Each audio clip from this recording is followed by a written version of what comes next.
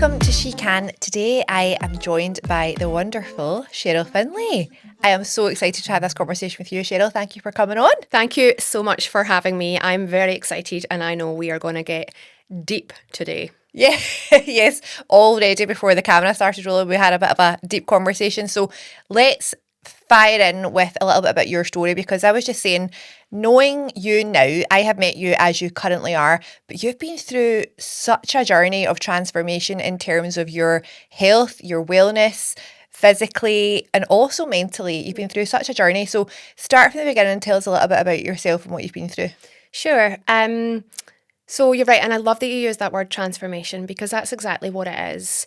And it's not done. You know, I believe that every day is an opportunity for us to like evolve and grow. And but I think for me, so from an early age, I was always a very ambitious, driven girl. I had huge dreams for what my life was going to be.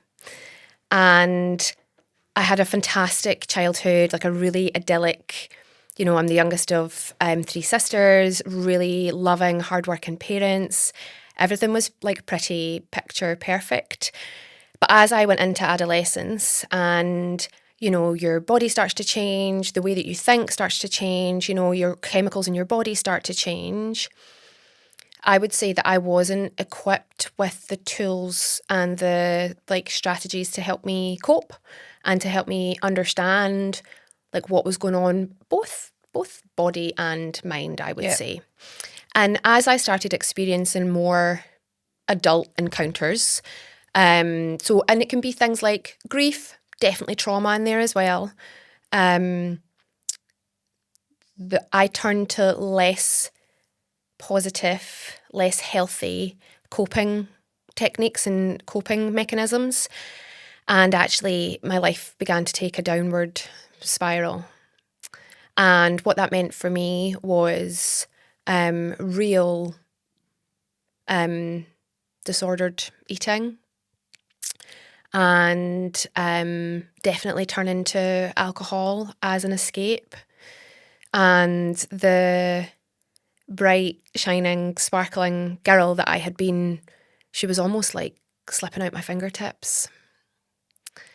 And there's probably a few things that happened, and we're probably talking now from when I was like 15 through to about 2021. And I would say things got continually worse for me during that period, and my weight absolutely skyrocketed. So whilst I was having trouble with how to nourish my body properly and to take care of my mind, and these are not things that we spoke about at school, right? We weren't taught about wellness.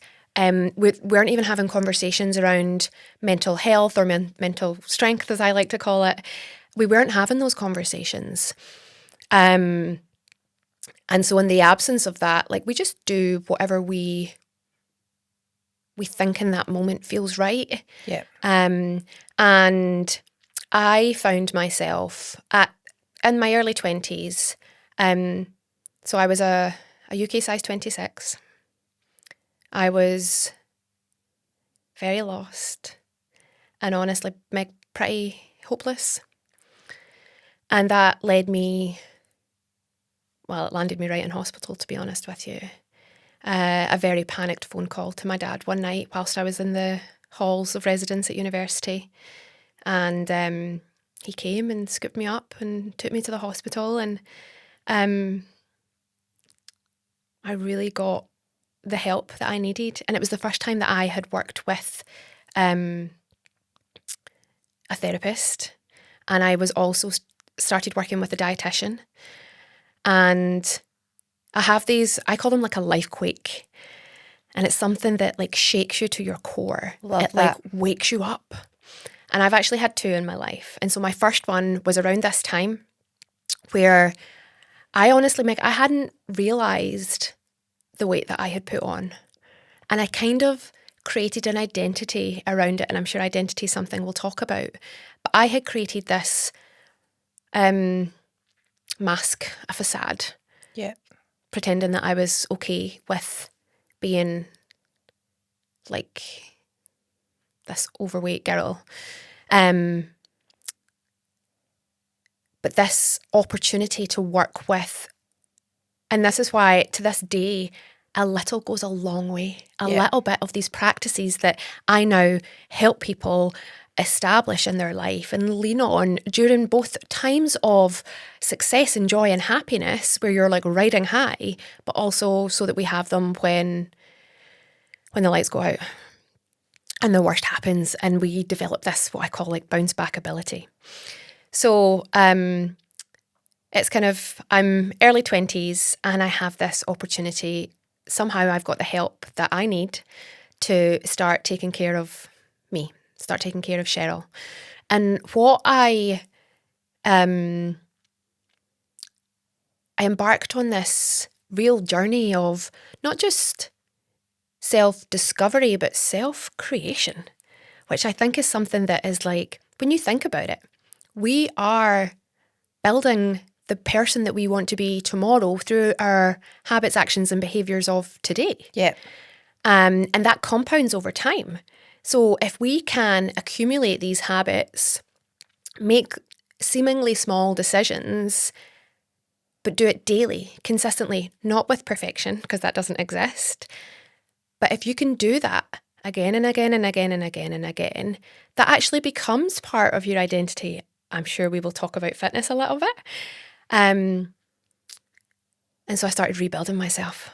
But it had to come from a place of love and acceptance and not from shame.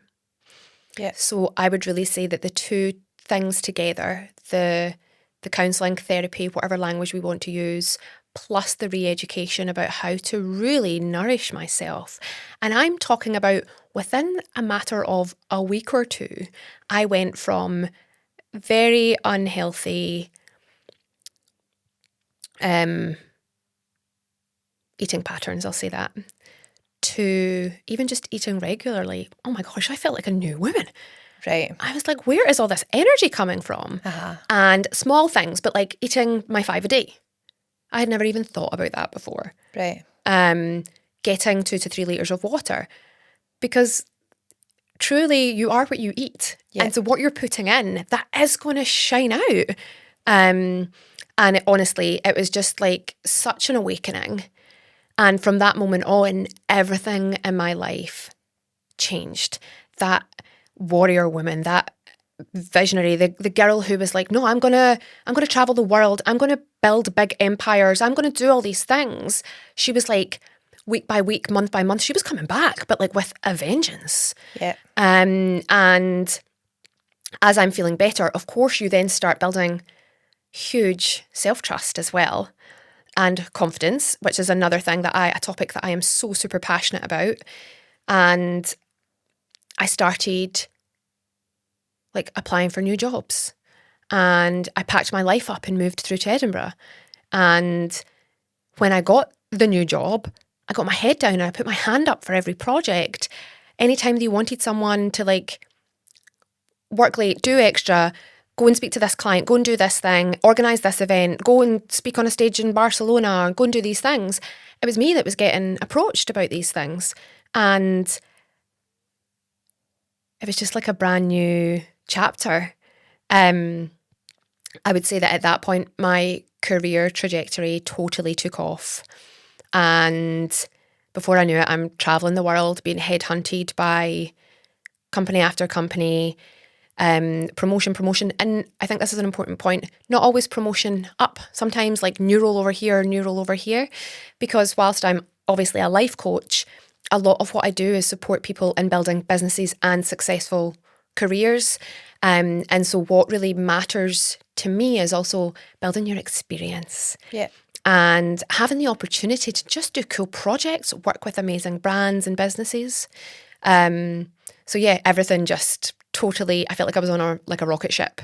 And like New York, Dubai, I lived in Hong Kong, Russia, Washington, DC, like literally it was just a dream. It was a total dream. And as the more I'm taking care of me and loving myself and exercising because it feels good, just the better everything else became as well. Yeah, I think that's so key, isn't it? When it becomes a habit that you do to feel good, it changes from that punishment that a lot of people view exercise as. So you spoke about that weight loss transformation and you had to kind of hit rock bottom. You were at University College, you had to phone your dad, you ended up in hospital, and then you had that transformation and it started with something as simple as 5 a day. And that's really interesting because you were a smart girl, you were in university, you knew that, but you'd built that identity around, being that way and eating that way. And it becomes that almost armor, that shell that people wear. And it's so interesting because a lot of people do that and don't even necessarily realize that they're doing it at the time until they look back and think that's the behavior that, was playing out in my life. And that's why I was in that position. So it's so interesting to hear you speak about that with, retrospectively. And I love the term life quake. That is so powerful. So tell me more about your second life quake. Sure. So by this point, I had lost 12 stone. Wow. So 12, it was like in 2 parts. So I had lost 12 stone, flying high. Life is phenomenal. And if there's one thing I know, Meg, is that adversity is ever present. Yeah. And there's always going to be, we don't just get one challenge. And I'm not just talking about myself, I'm talking about all of us. There's going to be things. And actually, it's these practices that become so deeply important. Because if I thought that my worst days had been and gone, I was wrong. In November of 2019, I was diagnosed with cervical cancer. And it came from absolutely nowhere. I felt fine, perhaps a little tired, but nothing of concern. And I had gone in to the appointment. So I'd had my smear test. There had been abnormal cells. I had gone in for the colposcopy, for anyone who knows this terminology. And so they were just having like a look-see. And you know how when you're having like a slightly more invasive, appointment, the nursing staff and the doctors, they're like keeping you calm and they're talking away and you're the one that's like quiet. There was a split moment. The energy in that room totally shifted and everybody went silent. And the procedure was also going on longer than it was scheduled to go on. But in that moment when the room fell silent, I knew there was something wrong. So then I'm trying to fill the silence. So what's everyone doing at the weekend? Just chatter, nervous chatter. And then the doctor started asking some specific questions. Had I ever had abnormal cells before? When was my last smear? All these things. And I just knew something was wrong. So then appointment finished, she sat me down and she just looked me square in the eye and said, I found something. It could be benign, but I'm 99% sure it's not. And you know how when your whole world, your vision goes blurry and like all the blood kind of feels like it's disappearing. And I said, what are we talking about here? Are you talking about cancer? And she was so to the point, which is a gift, I am sure. Yes, we're talking about cancer. And then to be honest, everything else that was said was a blur. I couldn't hear a word. And the only thing I would say that still breaks my heart a little, well, not the only thing that still breaks my heart, but my mum was in the waiting room. And I just wish they had said, is anyone here with you today? So that I Bring it in. Didn't have to be alone to hear that news, And so then what followed was lots of, even that day, she told me that she had taken 5 biopsies. I didn't even know that. They would be sent away urgently. I would hear back in a couple of days. She was going to rush me for like bloods. It was a crisis. And then weeks of appointments, scans, tests, all sorts of different things. And And of course, and I am going to go there because I think it's very important that we have conversations like this that are just honest. Okay. But I haven't necessarily spoke about this on podcasts or anything before, but we're talking about cervical cancer. So that also was very wrapped up with family. And what was that going to mean? So even to this day, cancer to me isn't just cancer. It's also representative of so many other traumas and grief and loss. So diagnosis came maybe a week later. I was initially taken in for what they call like loop treatment. It's also called like LETS treatment. And it's where they remove as much of the tumour as they can. And then they make an assessment from there.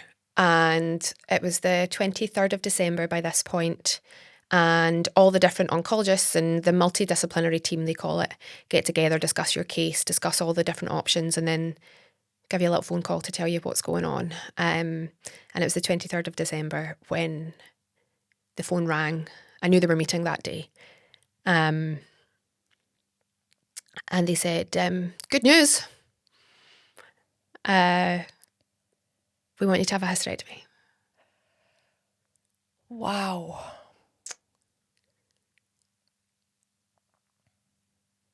I'm not sure how that's good news. I do know how that's good news, because what they were also saying is your cancer has not spread. You're not going to need to go through, as far as we're aware at this moment in time, we don't think you're going to have to go through radio, chemo, all these other things, nor do we think you're going to lose your life. So I guess that is good news. Yeah. The weeks and months that followed, honestly, the darkest days of my life, I went into what they call collapse mode. So I'm up out of bed every day because it's habitual for me, and I'm not really like a lie in my sorrow kind of a woman. Like try and keep me down. Yeah. But I wasn't really doing much else either. I had been trying to push through with work up until that point, and then just brain totally gone. So kind of Christmas came and went. I was doing the absolute most to try and put business cases forward to explore other treatment options, other routes. Was there clinical tests going on? Was I eligible for this? Was I eligible? Yeah, I was like really trying to business that problem. Yeah. And my oncologist he was amazing. And he said to me, Sheryl, you don't have the cold. And he's like, my job is to save your life. And I know what I'm saying is heartbreaking. But if you want the best chance of survival, this is what we have to do. And so that's what we done. It was the February of 2020 must have been. And actually I was only like 5 days out of hospital when the first COVID lockdown happened. Okay. So loads to be grateful for there. I managed to get my treatment through before the world went wild. And I was on the other side of it. And what I really want to say though is clearly there's been grief and loss. And who knows what the future holds for me when it comes to some of those things. But how lucky am I to be here? And to have, you know, that quote that says, we have two lives and the second begins when you realise we only have one. Oh. Yeah. And in those weeks and months, I made myself this promise, because of course you question legacy, right? When you haven't had children yet, and you've accumulated a prestigious career, but sort of just feels a little bit like, so what? Yeah. You know, great marketing campaigns, great events, great press coverage for clients and brands and all of that. But like, so what? Where is the true value and the contribution that I am making to society? I've always known my path would be different. I've always known that. I didn't know in which guise, in which shape and form. But I did know that where I thought I had been really honouring my level of ambition beforehand, gloves were off. Like, I promised I would never play small again. I would never worry about being too much. I would never doubt myself, let fear stop me. And I was going to maximise every single day. And you know what? I was going to take every single person to the top with me. Anyone who wanted more for themselves, better, more self-belief, more confidence, more projects, great clients, whatever the thing is, more happiness, more abundance, more money, whatever it is, there's no judgment here ever. We all get to decide the things that we want in this world. But if you want something and you want someone to go help you get it, like, I'm going to help you. We're all going to go to the stars together. And so as I was building myself back from the shattered shards lying on the floor, I did build myself back differently, because you can't go through something life-changing and be unchanged by it. Yeah. And I do still think people have had to get to know me again, or they've made the choice not to. That's fine too. I am different. I'm so proud of that.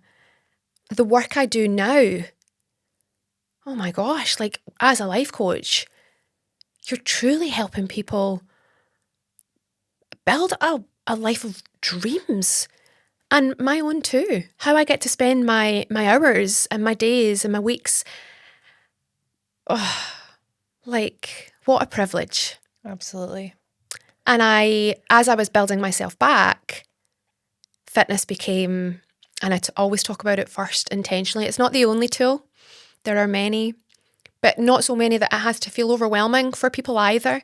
But fitness, for me, has been the number one thing that has helped me, like, come back swinging. And it's not just surface level, it's actually super deep as well. Because when we have lost some autonomy over our body, of course you're going to want to double down on your health. And what has emerged from that second life quake, wow.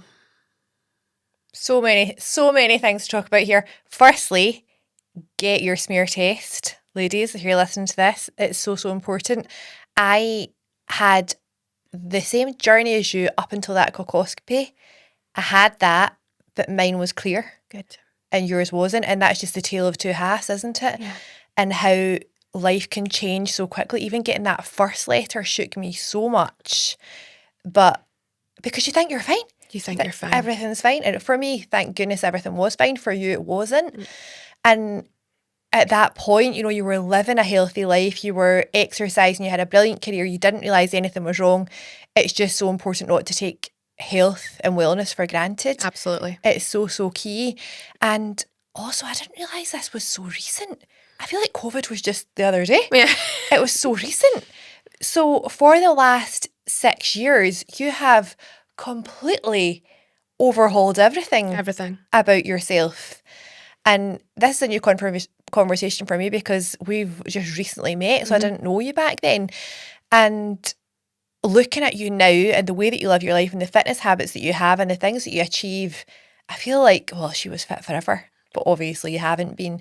So say more about the fitness side of things, because this is something that I love about you, particularly as a life coach. So many coaches speak only about, you know, kind of the internal stuff and the mindset and the talking and all of that. But fitness is so important, because at the end of the day, your energy, and you have to shift that. Right. Because it lives in your body. I could talk about fitness for hours. I think the thing about fitness, it forces us to take that time out. It forces us to, like, create a space for ourselves. And I think just one small point on the back of what you're saying about getting your smear test. I had delayed a couple of months, not a lot, and it wouldn't have made any difference. But I had delayed because I thought I was so busy within my job. Yeah. That can wait. It can't wait. Yeah. Take action. Like, do those things. Your health is everything. And then is why fitness is the number one thing for me, because your body is the vehicle through which we get to live and love this life. So the way I leaned into fitness, there's a couple of things. I had some trauma, and I actually started back on my fitness journey after this, like building my body and my health back. I actually started with yoga. And that was a very healing process. And I was able to do it because it was COVID times and everybody was taking their businesses online. I was able to do it in the comfort of my own bedroom. I would light candles and I would make it a nice experience. I would turn my camera off because I wanted privacy for how I was, moving and things like that. And at this point, I was not in the shape that I'm in now. But it was a time for me to get to know my body again and to love and accept it. And then as I felt better and stronger, some of it is it coincidence? I don't know. But there was a pull for me towards a local gym community. And I'd actually always worked with a personal trainer. I think I started working with a personal trainer just before I moved to Hong Kong, which was leading up to my 30th birthday. So I had been training and lifting weights and stuff. But there had been this pull for me towards this community. And this is also the power of like visualization as well. So when I was doing vision board work on the other side of cancer, I was working with a life coach. And so, of course, we're working together to get really clear on what I want. And fitness just really kept showing up. Now, you could argue, was it aesthetic? I mean, I don't really think that you know what you're going to get out of something from before you've gone through it anyway. But either way, I had like pictures of really strong women like running and it wasn't just all like yoga and maybe a bit more feminine. There was an edge there. And so I joined this phenomenal fitness community. And this is actually one of the things that I think is so important that people are intentional about is the community that you have around you.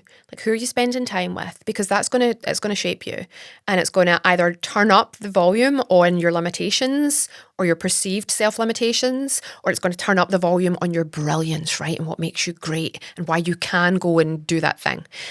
And so I just leaned in where it felt good to be pushing myself out my comfort zone. So I started working with a new trainer, an amazing, amazing man called Barry. And he became a real safe space for me. And he also, he lent me his strength whilst I was building my own. And he just kept telling me that I can do anything that I want to do. Yeah. And you start to believe it. You do start to believe it. I'm like, of course I could. And not just Barry, that whole community were phenomenal. And so they do their own take on functional fitness. Okay. And so I was back lifting weights, getting stronger. And then enter High Rocks. Dun, dun, dun.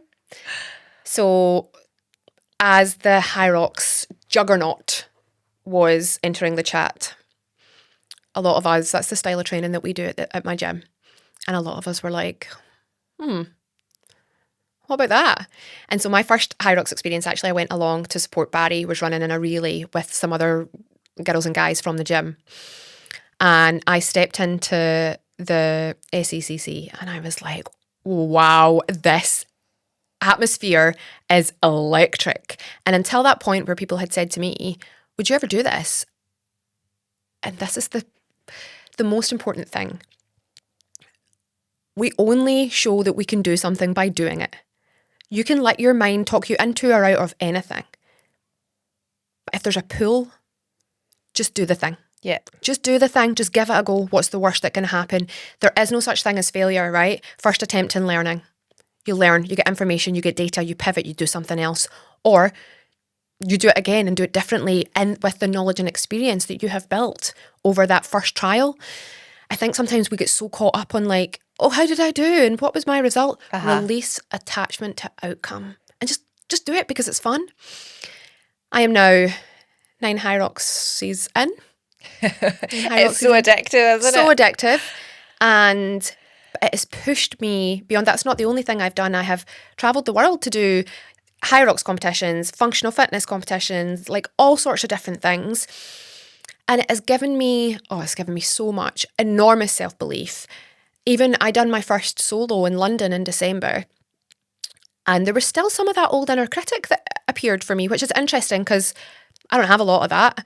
I've definitely, I would say I've mastered my mindset and like I'm in control of how I think, but it's through the study of self and it's not a one and done. I work on that every day. You know, I spend time with myself. Yeah. I journal, I meditate every day. And so I'm very intentional about how I live. But it gives you such strength and confidence that you then take into all the other facets of your life. And if you're able to go and do things that are like really hard, you're building this bank of evidence so that when you then step into something that is unknown again, you've got all these examples of when you felt that way before and you've absolutely, smashed it or you've been fine anyway. Yeah. Again, it's not about like, there's no such thing as perfect. But like, what a privilege to have all these amazing experiences and to be able to try new things. And so for me, as a coach, of course, there's a lot of work to do around mind and soul and looking back and looking forward and being clear on what we want, right? It's so incredibly deep and powerful.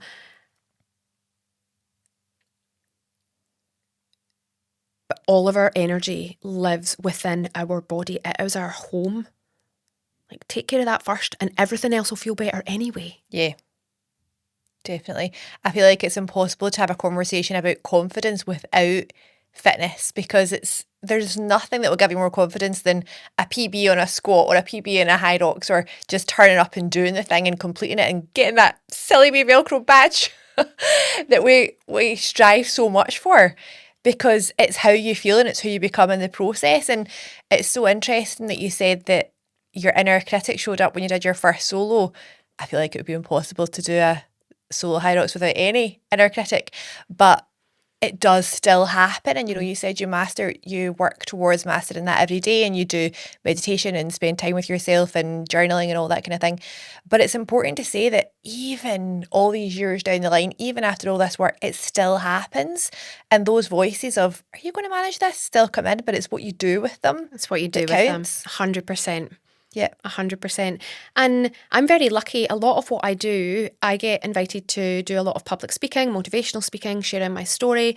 But I always embed or integrate practices and prompts and exercises that people can take away from anything they come to with me. I want people to leave not just inspired, but with like practical, tangible tips and things that can truly make a difference from this moment forth in terms of how people live their life. And I'm so lucky that I get to do that. I've actually been, for the last 6 months, I've been on like a little keynote mini world tour. Amazing. Traveling all over the place. And there will still be a little bit of that nerve pops up before I step foot on stage. Now, as soon as I'm on stage, I'm like, Beyonce. I'm like, this is my home. I belong here. Who's Beyonce? Yeah, I belong here. Look at me, dressed to kill. Like, but that's just because I am confident. And I also, like, I put the work in.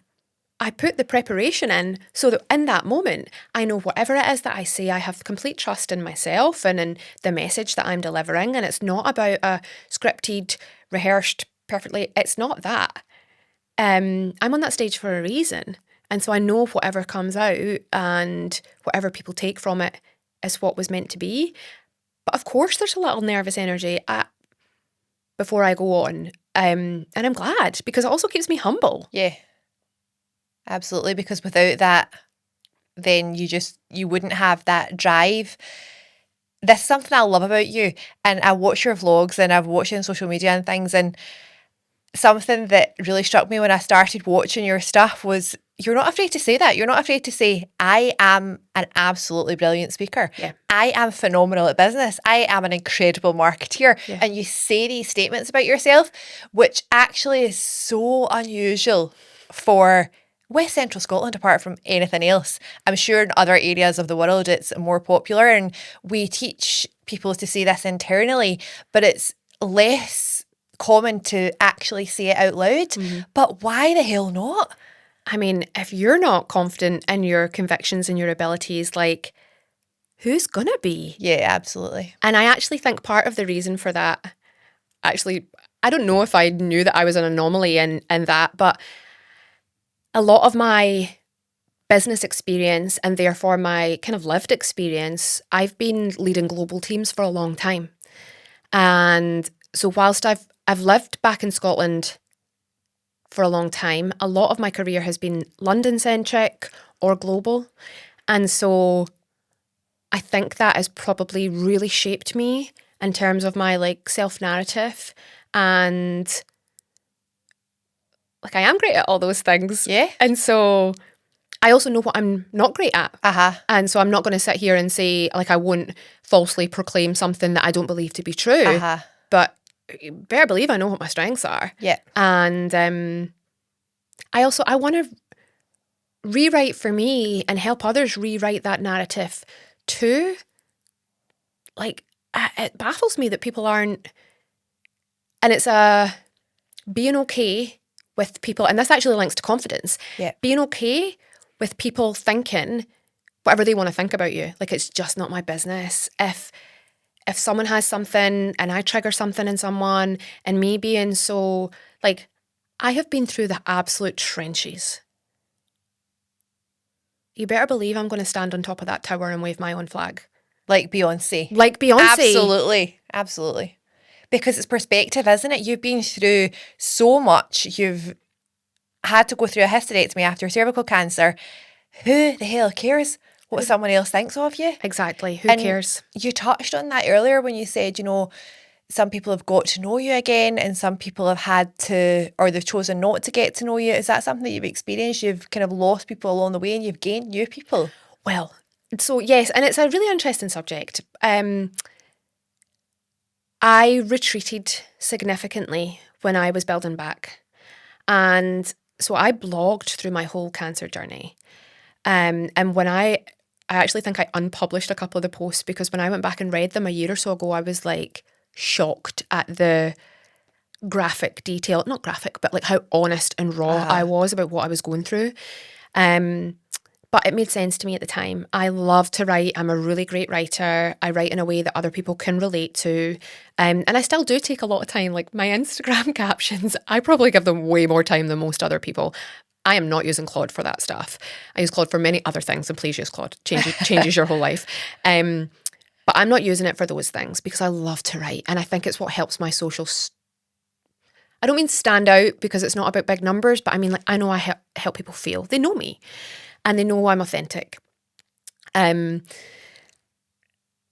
I blogged because I couldn't communicate this way. And I also couldn't bear to watch the grief on my friends and family's face as they tried to support me through this. So I just didn't. I just pulled back from everybody and built a little fortress for myself. And what that meant is I kind of kept people out. But because we then went straight into COVID, I didn't like snap back. I actually had huge health anxiety running through most of COVID when everybody else was, when the restrictions were lifted and people were like out and about socialising again, I didn't because I'd just been through something major and I was like, I can't face another thing. My resilience at that point was super low. And so it took me a while to like come back to life. And by that point, like some people had kind of moved on a bit. And it was almost as if, and this isn't quite true, but for me, it feels like you get a certain amount of time to process your grief and your trauma. And if it takes you longer than that, time's up. Yeah. And that's cool. Well, it's kind of not cool, but everybody processes things differently. But what I would say is, and it's not even, there's just been a big shift in terms of the people that are around me. I mean, my family are, you know, my absolute, like, rocks. Yeah. And they have been wonderful with me. And I know it's actually been very difficult for them too, to watch me go through this. But they're like, my mum and dad come and cheer me on at High Rocks, you know? Love that. Which is amazing. And they support me in every way imaginable. But yeah, there definitely has been a shifting of sands of the circles around me. And some of it, I've brought people in, as in coaches, therapists, personal trainers, things like that, because my not even inner circle, but like my A-team, right? The people that I have around me, I only want to be surrounded by positivity and I don't mean toxic positivity, right? Yeah. We're all allowed to have different opinions, and actually healthy conflict is so important because that's where great collaborations come from and great challenge and great ideas. And I highly encourage healthy conflict and honesty. But I don't really want to be around bad energy, and I protect like I said, energy is my currency. And so I totally protect it, like very fiercely. And so anything that's feeling like, I call it like an energy leak. And so you might hear people talk about mood hoovers and all that stuff. Yeah. I'm just not going to be around for long. Yeah.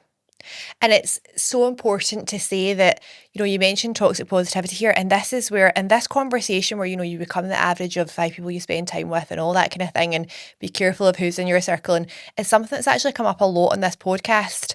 And I'm always so passionate about clarifying that it's okay to be going through something. Absolutely. And experiencing that grief. And, because your friend is going through something, it's not like they're out your circle. It's just that energy of day-to-day life. You can actually, yeah, in the really nice weather there was people moaning and groaning about the heat is so bad. Like, we'll find stuff to moan about, and some people are just like that. So it's not necessarily about, always having a good time in your life and always talking well of everything. It's just about the energy that you bring to different situations. 100%. And what I would say is, like, and again, that might be like a sort of Central Scotland thing that you're talking about. Yeah. But I would always try to encourage people. People don't even know that they do it. And this is the thing. We need to understand the brain to understand how we all behave and communicate. Totally. Your brain is wired, and it's to protect you, right? It comes back to like hunter-gatherer days when there's threat. And so your brain is always going to find the risk and present you the reasons why you should not. And so what that means is actually we're all default wired to be more negative, to look for the negative. So positivity, therefore, is a choice. We have to be intentional. Now, there's a couple of books that have just totally changed my brain around this stuff. The Secret, that was the number one for me. But what I would say to people is, it is so easy to be negative and stay in your default thought patterns. Just have an awareness about, like, what energy am I showing up with today? Yeah. Am I accidentally over complaining? And I think my, probably more than a brush with cancer, but I think that also, like, guys, everything's fine. As long as there is air in your lungs, we can figure it out. Do not sweat the small stuff. Don't let spilling a coffee or someone cutting you up on the motorway or whatever the thing is, don't give it your peace. Like, protect that peace. Build it daily through fitness, through meditation, through metacognition, right? Thinking about how you think. Be a bit more self-aware. Study yourself a little bit more. I promise your life will change. Because also, what a waste to have stress energy running through your body all day, every day, rather than taking a beat, downregulate, and it's all fine. And you can actually think more clearly. So when we think about like work output or great connections and conversations, the calmer and clearer you are, the more present you are, all of which can be done by the breath. And it's the only thing actually that can take you from a heightened state of stress, cortisol, out of fight or flight and down into like, right, I'm regulated. The only way we can do that. But your ability to perform, whatever performance means to you within your work or, as a parent, whatever the thing is, your delivery and your performance And as a coach, I work with people on like preparing for promotions, big business pitches, whatever the things are, high stakes environments or opportunities. You can absolutely shape how you show up for that by how you're looking after yourself, mind, body, and soul. And what a better way to live, being intentional around that work, than letting small things stress you out. Absolutely. Absolutely. You've touched on so many key points there in terms of, looking after yourself and checking in with yourself every day, and that metacognition and that self-awareness. Let's think about that in terms of a little mini confidence workshop to finish this episode. So confidence is something that you clearly have, that you exude.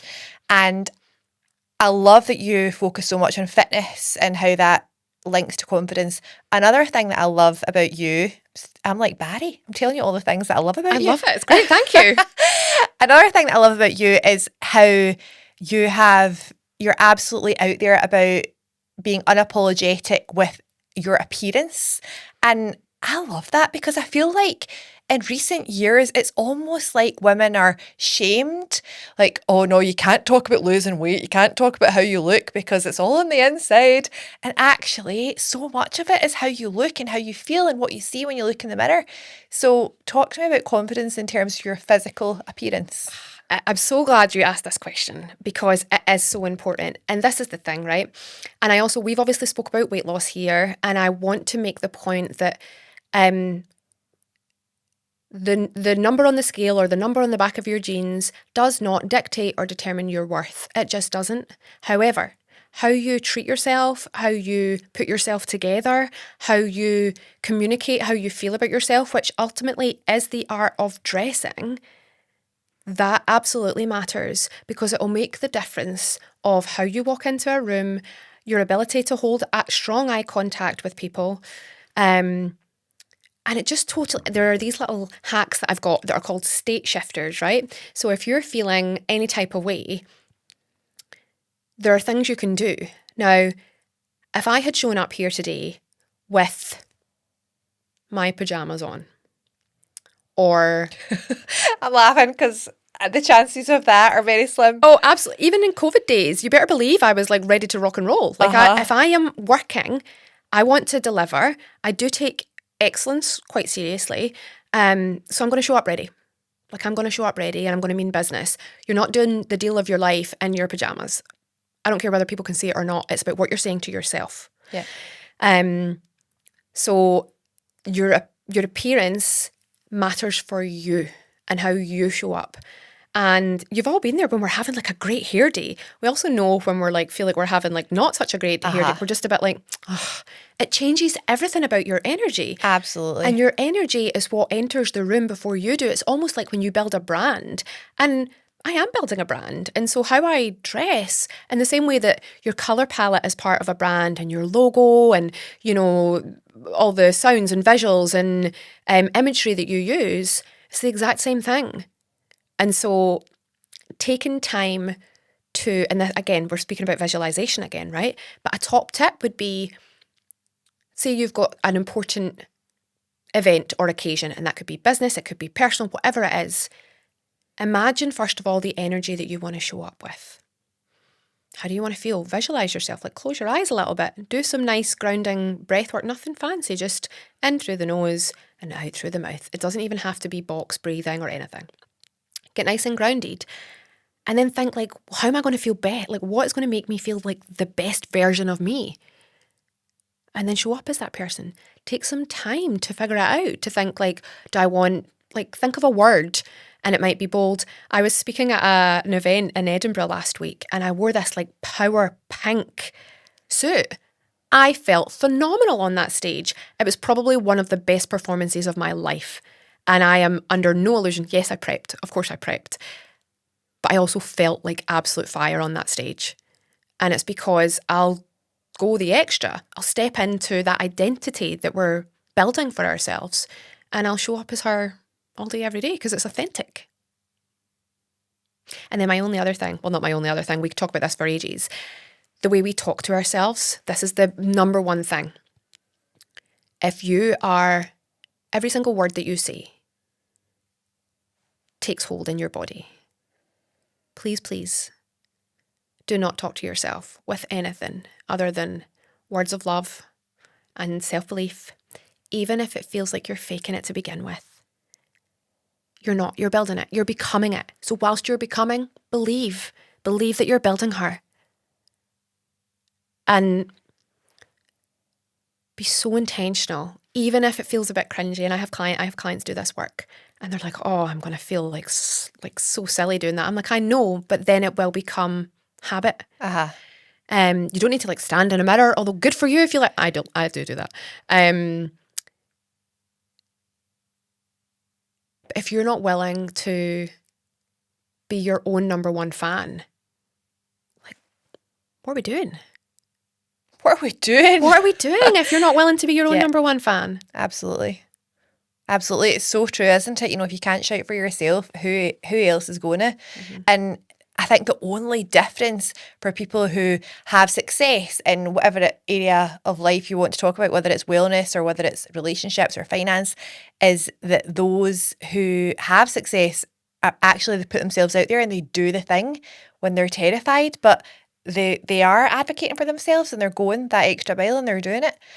So my last question for you is, if there's someone listening to this who is in the position that you have been before either of your life quakes, maybe they're feeling they're overweight and they don't know where to start, or maybe they're going through hell with a health diagnosis, or someone in their life they're at that feeling like, I'm maybe not at rock bottom yet, or I'm maybe approaching that. How do I start? Where do I go from here? I'm so glad you asked that question. And for anyone who is going through anything right now, please trust me that it will pass.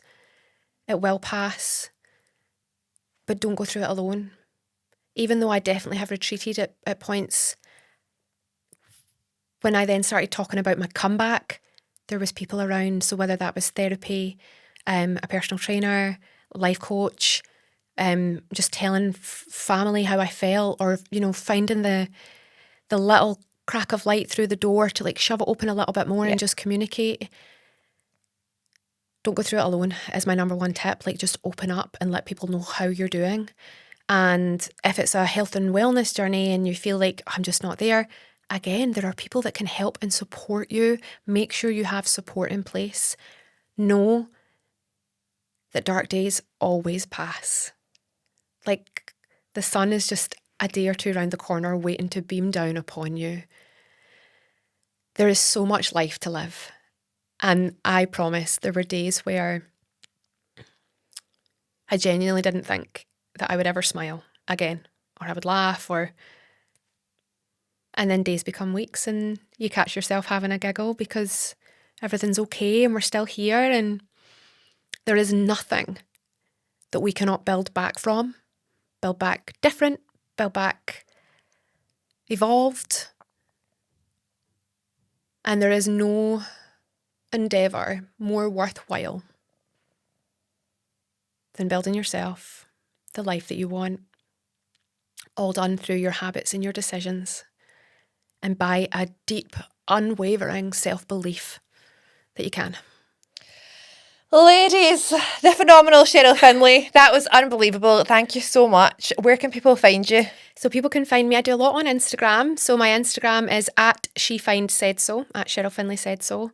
I have a weekly YouTube episode, so you can find me and subscribe on YouTube. And we'll also link out to my website as well. Incredible. Sheryl, thank you so much for your time, and we'll see you soon. Thank you so much for having me. Great to be here.